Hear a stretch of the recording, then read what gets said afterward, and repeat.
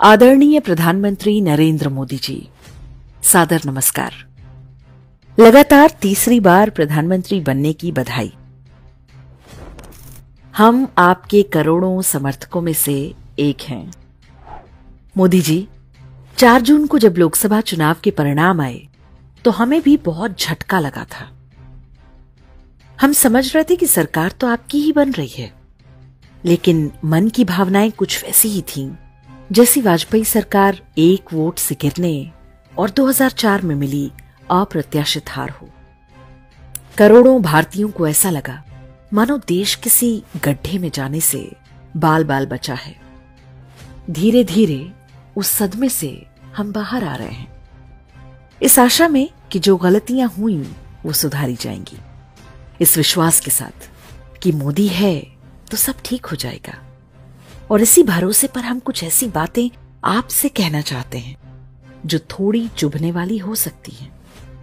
आशा है आप उनके लिए हमें पहले से ही क्षमा कर देंगे। मोदी जी, एक समाज के रूप में हमारे अवचेतन में कई प्रकार की असुरक्षाएं हैं। हम वो समाज हैं जिसने अपने शत्रु को 17 बार युद्ध में पराजित करके क्षमा कर दिया, लेकिन 18वीं बार जब हम हार गए तो उन्होंने हम पर कोई दया नहीं की। हमें पानीपत की वो तीसरी लड़ाई भी याद है जब मराठा सेना के साथ 40,000 हिंदू महिलाएं और बच्चे भूखे प्यासे मार दिए गए थे। कोई उन्हें बचाने नहीं आया। उस विश्वासघात को भी हम आज तक नहीं भूले जब देश की स्वतंत्रता के नाम पर मुसलमानों को 1/3 भूमि दे दी गई। इसके बावजूद उन्हें यहीं रोक लिया गया और ये पाप करने वाले व्यक्ति को हमारे सिर पर राष्ट्रपिता बनाकर बिठा दिया गया। कोई सत्य को बोल दे तो आप उसे मन से माफ नहीं करते। हम बार बार चले गए, कभी शत्रुओं द्वारा तो कभी अपनों द्वारा। प्रधानमंत्री जी, 2014 में जब आप आए तो सदियों के दबे कुचले हिंदू समाज ने आशा की एक किरण देखी। लगा कि अब सब ठीक हो जाएगा। हिंदुओं की इस पुण्य भूमि के टुकड़े टुकड़े करने के षड्यंत्र बंद होंगे। कांग्रेस और उसके वामपंथी सहयोगियों द्वारा योजनाबद्ध रूप से थोपी गई दरिद्रता दूर होगी। हिंदुओं से भेदभाव वाली व्यवस्था का अंत होगा। हमारी आस्था के केंद्र हमें वापस मिलेंगे। सिनेमा से लेकर साहित्य तक हमारे देवी देवताओं का अपमान अब समाप्त होगा। हमारी सभ्यता के हर उस मानबिंदु का सम्मान होगा जिसकी वो अधिकारी है। स्कूलों में हमारे बच्चों के मन मस्तिष्क में अपने ही धर्म और संस्कृति के विरुद्ध जहर बोने का खेल खत्म होगा। हिंदुओं को बांटने वाला वो हर प्रकल्प बंद होगा जिसे कांग्रेस ने बहुत सोच समझ कर खड़ा किया था। वो इकोसिस्टम भी समाप्त होगा जो सिनेमा, साहित्य और मीडिया से लेकर समाज के हर क्षेत्र में हिंदू विरोधी घृणा का पोषण करता है। आप आए तो बहुत कुछ हुआ भी। देश भर में इस्लामी आतंकवाद पर बहुत सीमा तक नियंत्रण पाया गया। उत्तर पूर्व में ईसाई आतंकवाद पर भी थोड़ी बहुत नकेल कसी गई। भ्रष्टाचार के नाम पर हमारी मातृभूमि के धन और वैभव की लूट बंद हुई। उस व्यवस्था का अंत हुआ जो सुनिश्चित करती थी कि हिंदू सदैव निर्धन रहे और अपनी छोटी छोटी आवश्यकताओं के लिए किसी मुल्ला या पादरी के जाल में फंसकर धर्मांतरण कर ले। देश ने पहली बार देखा कि कोई सरकार उनके भोजन, आवास, उपचार और यहां तक कि शौच की चिंता कर रही है। मोदी जी, एक सभ्यता के रूप में हम ऐसे ढेरों कामों के लिए सदैव आपके आभारी रहेंगे। जो कुछ आपने किया वो डूबती हिंदू सभ्यता के लिए तिनके के समान था, लेकिन लगातार कुछ न कुछ ऐसा भी होता रहा जो हमारे विश्वास को डिगा देता है। मोदी जी, अभी हम आपके पिछले 10 वर्ष की बात नहीं करेंगे। तीसरे कार्यकाल की शपथ लेने के बाद आपकी सरकार के आरंभिक निर्णयों को ही ले लीजिए। आपने प्रधानमंत्री आवास योजना के अंतर्गत 3 करोड़ नए मकान बनाने की योजना पर हस्ताक्षर किए। क्या आपको याद नहीं रहा कि पिछले कार्यकाल में जो 4 करोड़ मकान बनाए गए, उनमें से लगभग 35% लाभार्थी मजहब विशेष के थे। वही जो चुनाव में आपको हराने के लिए पूरी ताकत से जुटे थे। वे ही जो आबादी बढ़ाकर एक दिन इस देश को हड़प लेने का सपना देख रहे हैं। परिवार तो उन्हीं के बढ़ रहे हैं। आप किसी सरकारी एजेंसी से सर्वे करवा लीजिए, पता चल जाएगा कि 3 करोड़ मकानों में से आधे उन्हीं को मिलने वाले हैं। तो क्या यह कहना गलत होगा कि प्रधानमंत्री बनते ही आपने पहला निर्णय उनके विरोध में ले लिया जिन्होंने आपको वोट देकर जिताया? जम्मू के रियासी में वैष्णो देवी जा रहे तीर्थ यात्रियों की गलती केवल इतनी सी थी ना कि वे उस रास्ते से ठीक उस समय गुजर रहे थे जब आप शपथ ले रहे थे। क्या आपने उन लोगों के परिवारों को प्रधानमंत्री राहत कोष से कुछ देने की सोची? मन में विचार ही नहीं आया होगा। मरने वाले हिंदू थे ना।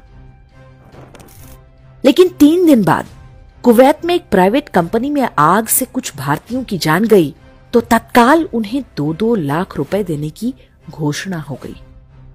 इसका कारण क्या है, क्या हम समझते नहीं? कुवैत वालों का तो कंपनी का बीमा भी रहा होगा। रियासी में जो मारे गए वे तो बहुत गरीब लोग थे। क्या जम्मू कश्मीर सरकार के थोड़े से मुआवजे पर उनके परिजनों की जिंदगी कट जाएगी? ये तो वो लोग रहे होंगे जिन्होंने आपको ही वोट दिया होगा, आपको अपने परिवार के सदस्य की तरह मानते रहे होंगे। क्या आपने उनके परिवारों का हाल जानने अपने मंत्री को भेजा? मोदी जी, आपकी शपथ के अगले ही दिन पाकिस्तान के सिंध में भगवान राम का मंदिर तोड़ दिया गया। वहां रखे रामायण और गीता को फाड़ दिया गया। आपसे तो कोई आशा नहीं थी, लेकिन आपके विदेश मंत्रालय ने भी हमेशा की तरह कोई बयान नहीं दिया। उन्हें यह कहने से कौन रोकता है कि यह नेहरू लियाकत पैक्ट का उल्लंघन है? यदि पाकिस्तान हिंदुओं को सुरक्षा नहीं देगा तो भारत भी मुसलमानों की सुरक्षा का आश्वासन नहीं दे सकता। यही हमला किसी गुरुद्वारे पर होता तो क्या तब भी आप चुप रहते? तब तो आप अपने मंत्री को गुरु ग्रंथ साहिब सिर पर उठाकर लाने के लिए रवाना कर चुके होते।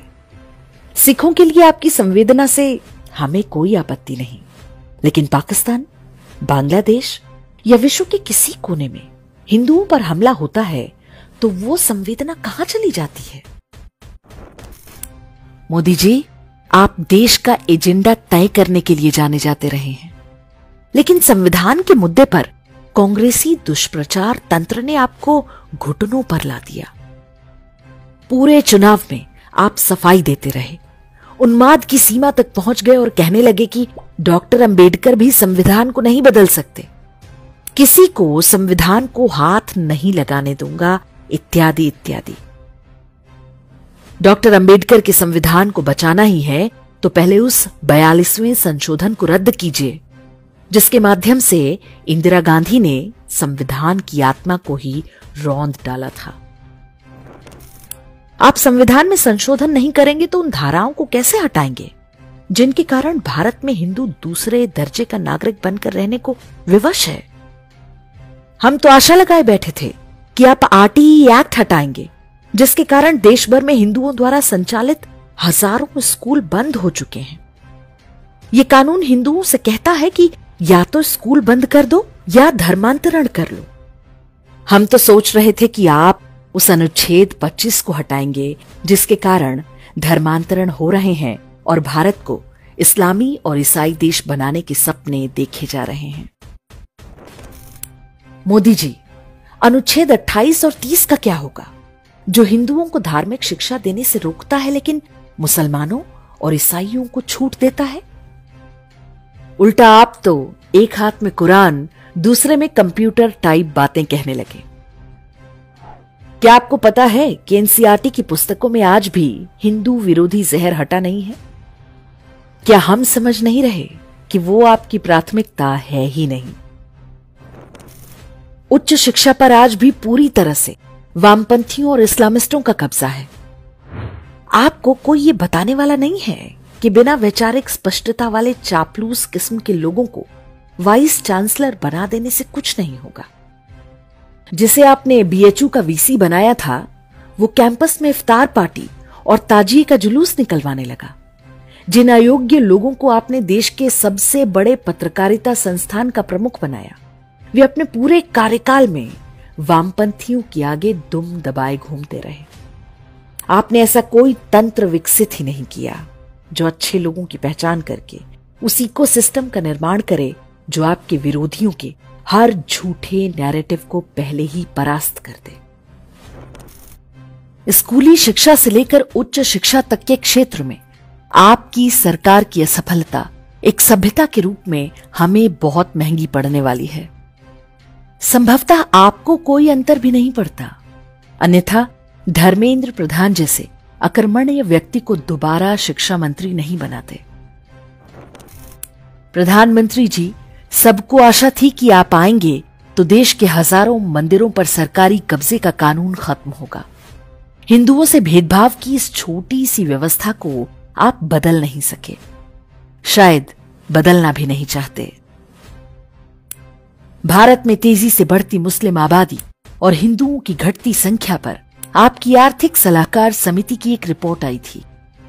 देश भर में जनसांख्यिकीय परिवर्तन हो रहा है, विशेष रूप से सीमावर्ती क्षेत्रों में। एक राष्ट्र के रूप में हमारे अस्तित्व के आगे ये सबसे बड़ा खतरा है, लेकिन आपने उसे रोकने के लिए क्या किया? क्या आपकी सरकार मुस्लिम जनसंख्या के अनुपात को 1947 के स्तर पर ले जाने के लिए कोई दीर्घकालिक योजना बना रही है? यदि नहीं, तो ये मानकर चलिए कि 2-3 दशक में ना तो आपकी पार्टी की राजनीति बचेगी, ना संविधान। हिंदुओं के साथ क्या होगा वो हम कश्मीर से लेकर केरल, बंगाल और उत्तर पूर्व में देख ही रहे हैं।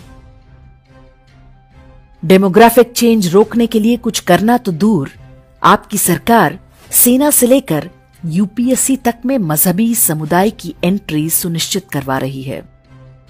आप बड़े गर्व से कहते हैं कि सरकारी नौकरियों में मुसलमानों की भागीदारी बढ़ी है। क्या आपको पता नहीं है कि आप किस आग के साथ खेल रहे हैं? ये सब करने के बाद आप कैसे कल्पना कर लेते हैं कि चुनाव में हिंदू हिंदू करने से हिंदू आपको वोट दे देंगे? मोदी जी, मीडिया और एंटरटेनमेंट इंडस्ट्री को लेकर आपकी नीति तो समझ से परे है। गोदी मीडिया के नाम पर जो रंगे सियार आपने पाले हैं, उनकी सच्चाई शायद आपको भी पता ही होगी। आश्चर्य है कि सब कुछ जानकर भी चुनाव के दौरान आपने उन्हें 3 इंटरव्यू दे डाले। ये चैनल और अखबार आपको अपने मार्केटिंग इवेंट में बुलाकर स्पॉन्सरशिप से करोड़ों रुपए कमा रहे हैं और आप सोच रहे हैं कि वे आपकी प्रशंसा कर रहे हैं। ये आपका भ्रम है। लंबे लंबे भाषण, बेमतलब के इंटरव्यू और मीडिया के लिए अति उपलब्धता आपकी छवि को उल्टा नुकसान ही पहुंचा रही है। इस विषय में आपको महेंद्र सिंह धोनी से कुछ सीखना चाहिए। आपने कई अच्छे लोगों को पद्म पुरस्कार दिए, लेकिन एकता कपूर और करण जौहर जैसे लोगों को सम्मानित करके अपने सारे अच्छे कामों पर पानी फेर दिया।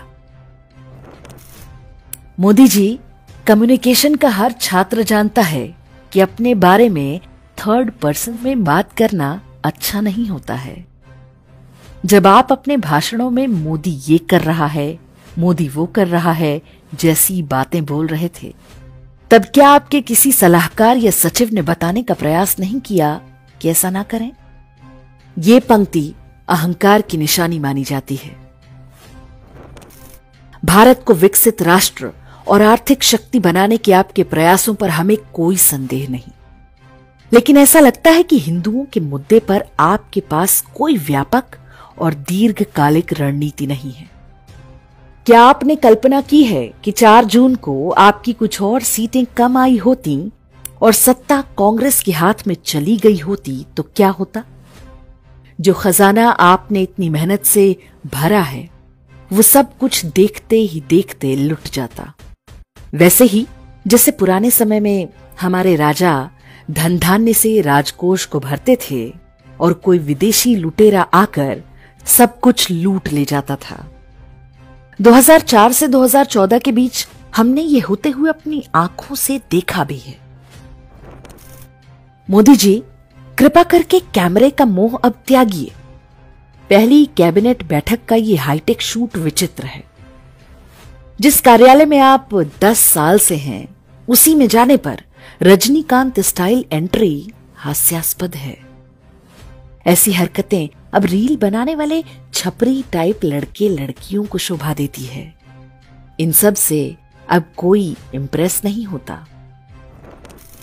हम समझते हैं कि एक सभ्यता के रूप में भारत युद्ध के बीच में है। आप हमारे सेनापति हैं। हमारे शत्रु हमें नष्ट करने की ताक में हैं। उनके मार्ग में आप सबसे बड़ा रोड़ा हैं।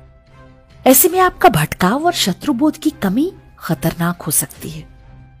हिंदुओं के प्रति अपनी प्राथमिकताएं तय कीजिए और खुलकर खेलिए। करोड़ों लोग आपके साथ हैं। मोदी जी, इस पत्र में हमने जो कुछ भी कहा है, यदि वो अनुचित और अनर्गल प्रलाप है, तो हमारे जैसे समर्थकों को आश्वस्त करने के लिए आप क्या करेंगे? हमें आपसे कोई ठेका पट्टी या पद नहीं चाहिए।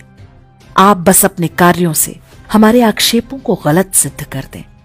हमसे अधिक प्रसन्न कोई नहीं होगा। हमें विश्वास है कि अगले 5 वर्ष में आप ये कर दिखाएंगे। ईश्वर आपको शक्ति दें। हर हर महादेव। जय श्री राम।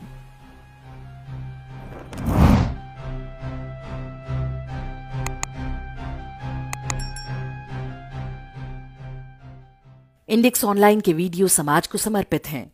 आप इनको डाउनलोड करके जैसे चाहे वैसे प्रयोग कर सकते हैं। चाहे तो आप हमारे टेलीग्राम चैनल से जुड़ सकते हैं। वहां सारे नए पुराने वीडियो आपको मिल जाएंगे। हमारे सोशल मीडिया लिंक हर वीडियो के डिस्क्रिप्शन में होते हैं। हमारा एकमात्र उद्देश्य हिंदू समाज को जागृत और एकजुट करना है। इसमें सहभागी बने। धन्यवाद।